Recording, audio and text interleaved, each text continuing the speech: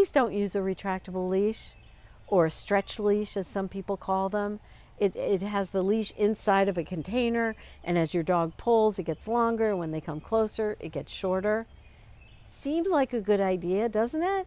Yeah, if your dog is trained perfectly on a leash, you have a big open field in front of you, and you want to let your dog have a little bit more freedom, then it might be okay. But in general, no, no, no. Don't use retractable leash. Why? Why? Because when that leash is pulling on your dog, it's teaching your dog that that's normal to feel that pressure, to feel that pull. So when you want your dog to walk nicely on a loose leash, a leash that just dangles and goes with you, well, they're not used to that. They're used to the pulling, so they're just going to keep pulling. Why else? Because you have no real control over your dog.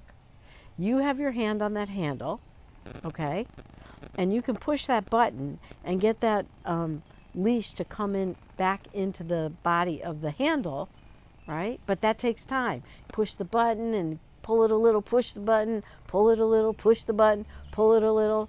That's not going to help you when your dog just ran into the street and a car is coming, okay? That's not going to help you when another dog is staring at your dog and just made a beeline to come attack your dog, and you want to protect him.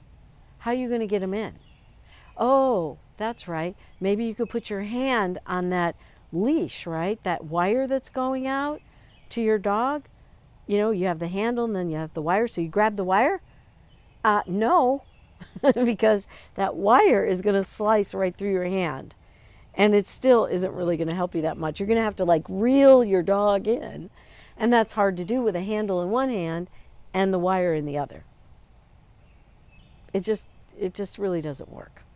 Okay. Oh, what about those times when your dog wraps around your legs and suddenly gets fearful, because this other dog is coming and starts to take off, and that wire, I'm not making this up, yeah, it slices through people's legs.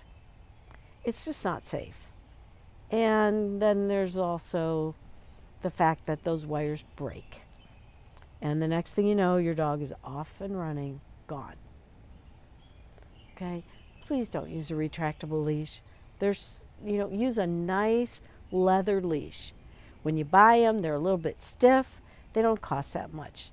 Between $20 to $30, and you can probably even find them cheaper depending on the size you need. Get a nice leather leash. It's stiff at the beginning, it softens up in your hands, it darkens over time, and you can have that leash for years and years and years and years. And yes, I've had puppies that bite on the leash, and nothing holds up as good as a leather leash. Please don't use a retractable. I said there are certain situations. You have an older dog, you can give them a little bit more, you're in a place where it's safe, and you can give your dog a little bit more freedom. But in general, I don't have any need for them. And that's why I don't have one here to show you. Actually, I was given one. I got one in some benefit where I won a basket or something, and I'm going to have to go find it. But I don't use them. I don't need them. You can train your dog to walk nicely on a leash. Oh, you want some help with that? I can help you with that. I have a course called Loose Leash Walking. It's inside Play to Behave, so when you join, you get that course. And what's even better is this Monday, June 14th, I'm going to start going through it live with you on our group calls every week. So for the rest of this month and in July, I'm going to be going through that course, and you can join me now. So come and learn how to get your dog. I don't care how high energy they are and crazy. They can't be any more high energy than my dogs. Australian Shepherds, now I have a Border Collie. I've had Corgis, so, even a Pomeranian. They all had to be trained to walk nicely on a leash. They're all high energy dogs. And not to mention all my clients. Anyways, I'm Dr. Carolyn Lincoln with Play to Behave. You can find out more about me at playtobehave.com, but you can find out more about the program at playtobehave.com/join. And we also have a nice private Facebook group so you can share your wins, talk about some of your struggles, and get help not just from me, but from a whole community of really, really wonderful people. Our culture is, well, we created it to be full of kind and generous people. So if you're one of those, I'd love to have you too. Thanks for watching and happy training.